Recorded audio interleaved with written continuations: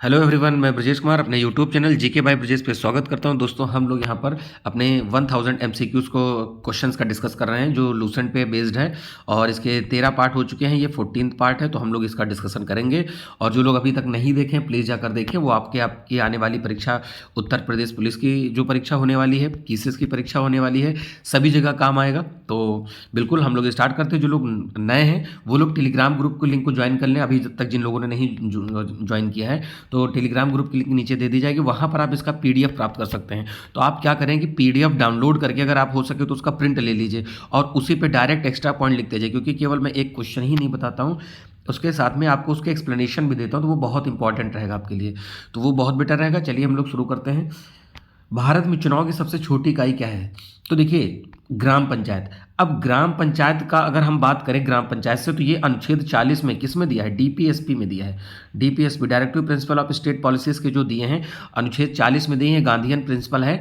और ये याद रखिएगा, जो डीपीएसपी है पार्ट 4 में आते हैं, कॉन्स्टिट्यूशन के पार्ट 4 में आते हैं। फिर आते हैं ग्राम पंचायतों का चुनाव कौन कराता है? तो राज्य निर्वाचन आयोग कराता है। ये भी ध्यान रखिएगा, ना राज्य निर्वाचन आयोग कराता है, इलेक्शन कमीशन नहीं कराता है। बिल्कुल याद रखिएगा, जो स्टेट इलेक्शन कमीशन है वही कराएगा। तो उम्मीद है कि ग्राम पंचायतों के बारे में बात चल गई, पता चल गई। 1959 में सबसे पहले राजस्थान के नागौर में सबसे पहले ये बनी थी। ठीक है, उसके बाद बाकी कॉन्स्टिट्यूशनल दर्जा जो आपका कॉन्स्टिट्यूशनल अमेंडमेंट हुआ था, तो 73-74 वो आपके लिए इंपॉर्टेंट है। चलिए आगे बात करते हैं। बांग्लादेश कब स्वतंत्र हुआ? 1971। देखिए, जब देश आज़ाद हुआ तो पाकिस्तान बना, मुस्लिम बहुल आबादी के हिसाब से ये भी पाकिस्तान था। लेकिन 1971 आते आते बांग्लादेश में ये लगा कि नहीं, अब हम लोग को अलग हो जाना चाहिए, क्योंकि रेवेन्यू टैक्स सब लोग ये देते थे पर यहाँ का कोई मेन पद नहीं मिलता था, सारा इधर ही से चलता था। तो यहाँ के लोगों ने विद्रोह कर दिया। इंडिया से उसमें गवर्नमेंट इंदिरा गांधी जी की थी, उन्होंने हेल्प करी और 1971 में पूर्वी पाकिस्तान किस में कन्वर्ट हो गया? बांग्लादेश में। तो ये याद रखिएगा। उसी के बाद होता है शिमला समझौता 1972 में।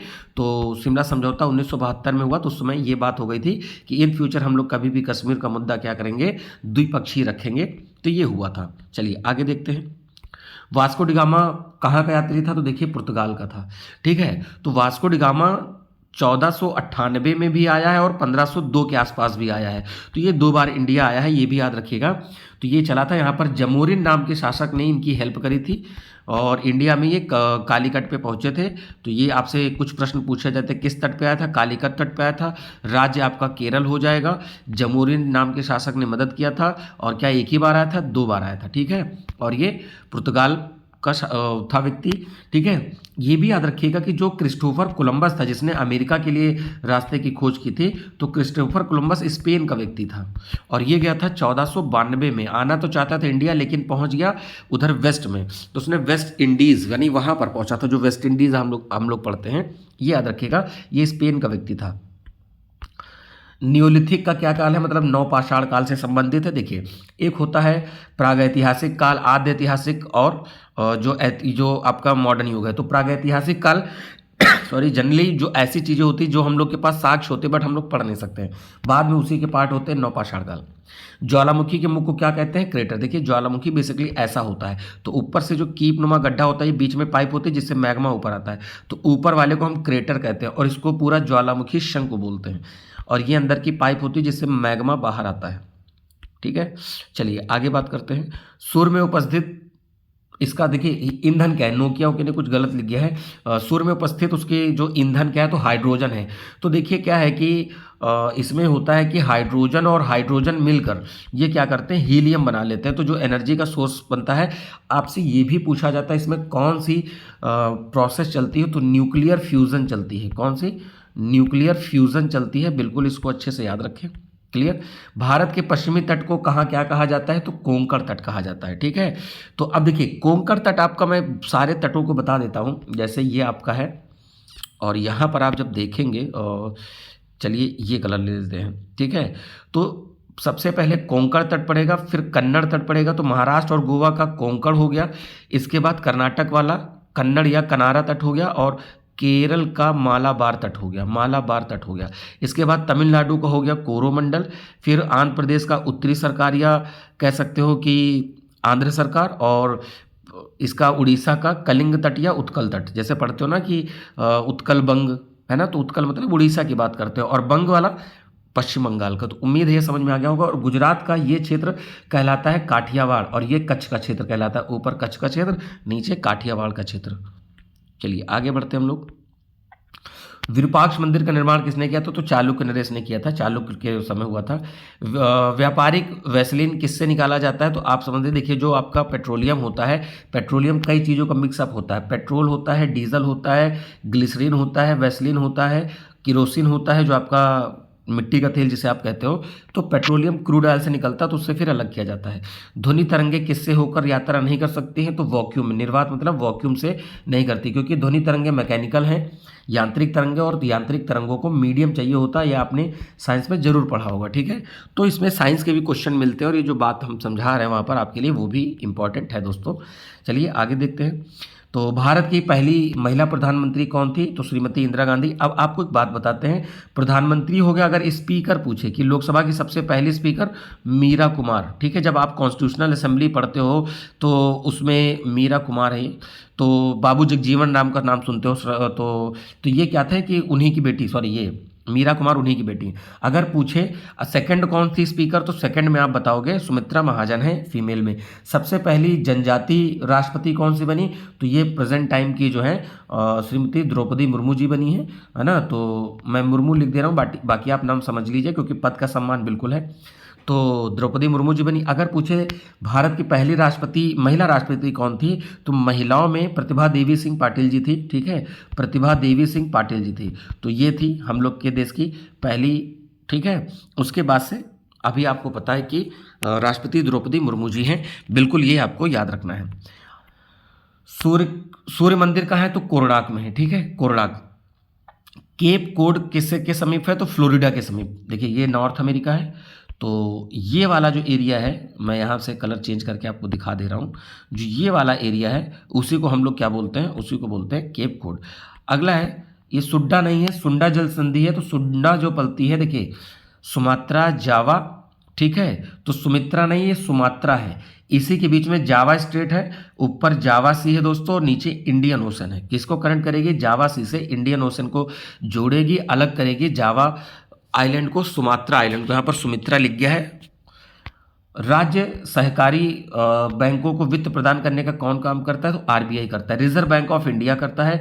ये हमें याद रखना है। इसे हम बैंकों का बैंक कहते हैं, बैंक ऑफ बैंक कहते हैं। और दूसरी बात यहाँ पर, ये गवर्नमेंट का भी बैंक होता है, बैंक ऑफ गवर्नमेंट होता है। मैंने जीओबी लिख दिया, आप समझ गए होंगे। और आरबीआई का हेडक्वार्टर कहाँ है? तो वो है आपका मुंबई में। तो देखिए एक साथ कितनी बातें रिवाइज हो गई।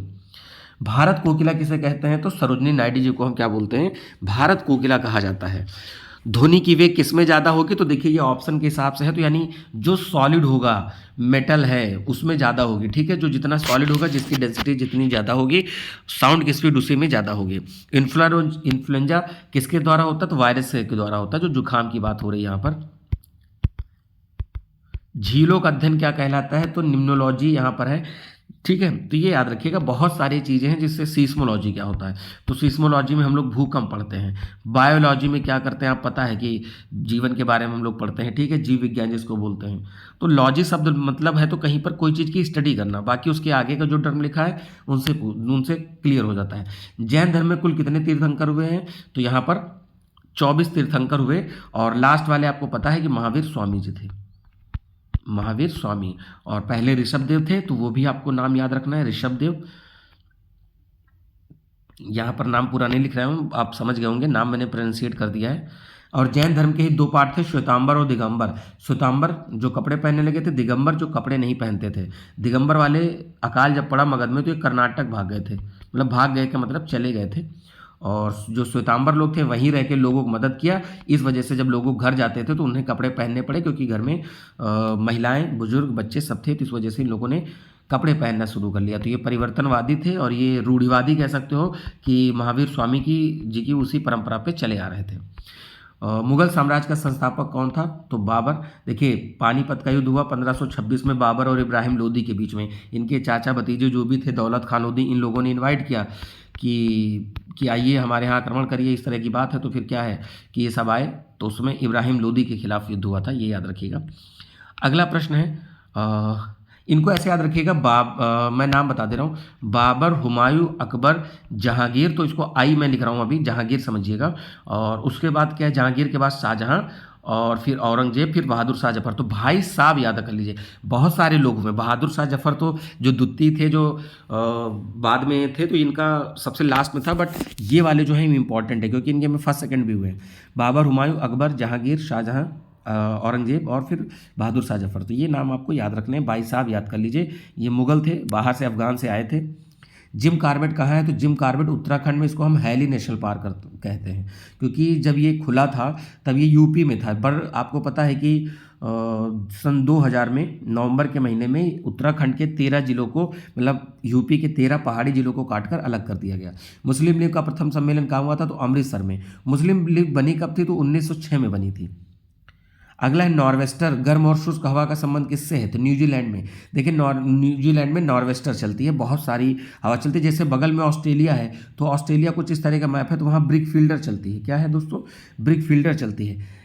इंडिया में नॉर्वेस्टर चलती है छोटा नागपुर पठार पर, तो वो होती है प्री मानसून रेन के रूप में चलती है।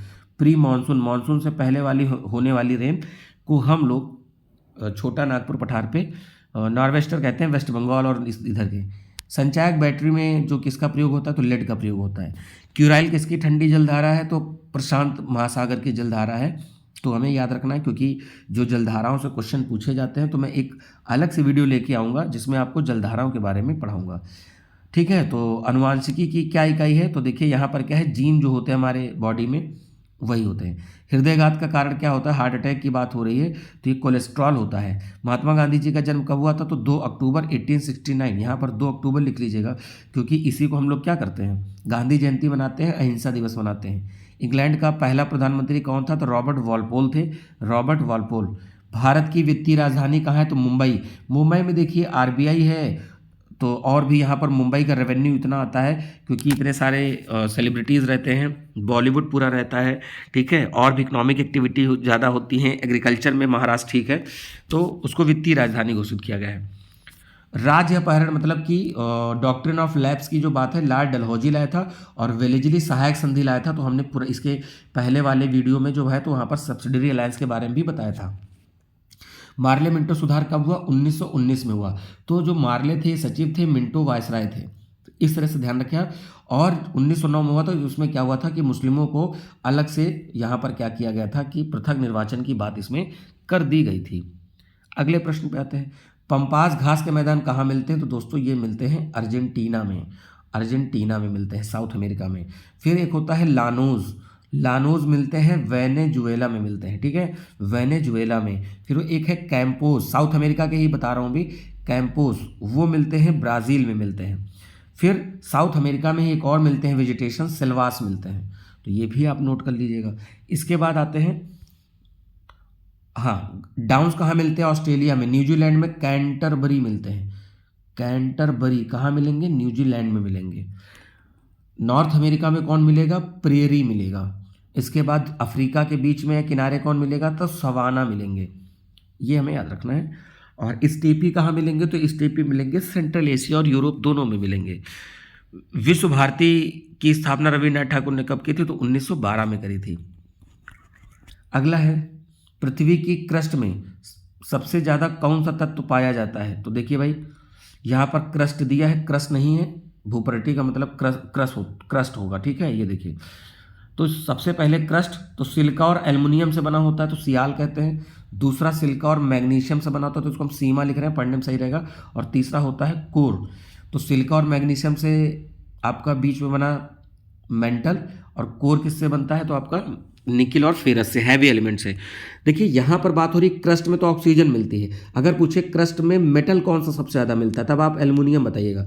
लेकिन वही पूछे कि पूरी पृथ्वी में सबसे ज़्यादा कौन सा मेटल मिलता है, तो वो आपका आयरन मिलता है, Fe कर लीजिएगा। तो ये जो हमने बताया इसको जरूर लिखें। गढ़वाल वंश की राजधानी क्या थी, तो उन्होंने कन्नौज को बना रखा था, यूपी का कन्नौज। 1857 का विद्रोह के समय भारत में गवर्नर जनरल, बहुत पूछे जाने वाला, लॉर्ड कैनिंग थे। रणथंभौर वन्यजीव विहार कहाँ है, तो ये राजस्थान में है। अलमाटी जो बांध है वो किस नदी पे है, तो कृष्णा नदी पे है। कृष्णा नदी पे एक और है, नागा अर्जुन सागर। ये याद रखिएगा, जहाँ अर्जुन रहेंगे वहाँ कृष्ण रहेंगे, ऐसे याद कर लीजिए। टैगा वन वन में किसके अल्प वृक्ष होते हैं, सॉरी किसके वृक्ष होते हैं, तो ये अल्पाइन वेजिटेशन होता है, उसके ज़्यादा पौधे पाए जाते हैं। हिटलर जर्मनी का चांसलर कब बना, 1933। देखिए 1919 में जब वॉर खत्म हुआ, फर्स्ट वर्ल्ड वॉर, तो ये घायल सैनिकों की मदद करते थे, ठीक है। तो यंग एज में थे और इन्होंने देश की सेवा करी, बाद में इन्होंने ही सेकेंड वर्ल्ड वॉर करा दिया। भारत में हिंदी के बाद दूसरी सबसे ज़्यादा भाषा कौन सी बोली जाती है, तो बांग्ला बोली जाती है, ठीक है। तो तार खींचने योग्य सबसे नमनीय मतलब मुलायम सॉफ्ट, तो ये है सोना, ठीक है। और कंडक्टिविटी में पूछे तब आप चांदी बताइए कि कंडक्टिविटी किसकी सबसे अच्छी, तब आप चांदी बताइएगा। और पूछे कि किसको कितने ज़्यादा तार में बदला जा सकता है, तो सोना। लेकिन क्यों नहीं लगाते हैं, क्योंकि भैया ऐसा है कि हम लोगों के यहाँ बिजली चोरी बाद में होगी, सोना पहले चोरी हो जाएगा, तो तार ही नहीं रहेंगे तो बिजली कहाँ से आएगी, तो समस्या है। अगला है क्वार्ट्स का रासायनिक नाम क्या है, तो क्वार्ट्स का रासायनिक नाम है सोडियम सिलिकेट। सिंध को अंग्रेजों ने कब अधिकृत किया, तो 1843 में किया। वायुयान का आविष्कार किसने किया, तो राइट ब्रदर्स ने किया था, ये हमने लास्ट वाले वीडियो में पढ़ाया था। ऑरविल राइट और विलियम राइट, ये दोनों राइट ब्रदर्स से इन्होंने किया। सबसे चमकीला ग्रह कौन है, शुक्र। सबसे गर्म ग्रह कौन, शुक्र। पृथ्वी के नज़दीक कौन है, तो ये शुक्र है। लाल ग्रह किसे कहते हैं, तो लाल ग्रह कहते हैं मंगल को कहते हैं। नीला ग्रह किसे कहते हैं, तो नीला कहते हैं पृथ्वी को कहते हैं। तो इस तरीके से आपके सामने क्वेश्चन ऐसे होते हैं और हमने आपने देखा भी कि 15-16 मिनट में पूरा हम लोग डिस्कस किए कि केवल हम लोग जो सीरीज़ लेकर चल रहे हैं केवल 50 क्वेश्चन ही नहीं, मैं जो साथ साथ में अलग एक्सप्लेन करता हूँ उसको जरूर ध्यान दें। आपकी सभी परीक्षाओं के लिए एसएससी की परीक्षा, CHSL, SSC, CGL, कहीं पर भी हो इस तरह के प्रश्न आते हैं और आप बिल्कुल सक्षम होंगे उसको करने में। तो चलिए ठीक है दोस्तों, मिलते हैं अपने नए वीडियो में। और जो लोग नए हैं जुड़ जाएं, और जो पुराने लोग अभी तक टेलीग्राम ग्रुप नहीं ज्वाइन करें प्लीज़ लिंक में जाके जुड़ जाएं और वहाँ से PDF डाउनलोड कर सकते हो। और PDF डाउनलोड करने के बाद आप वहाँ पे क्या करें कि उसी PDF को प्रिंट करा के फिर उसी में आप लिख सकते हैं या खुद का नोट्स बना सकते हैं। तो दोस्तों मिलेंगे अपने नए वीडियो में, तब तक के लिए नमस्कार, थैंक यू, जय हिंद।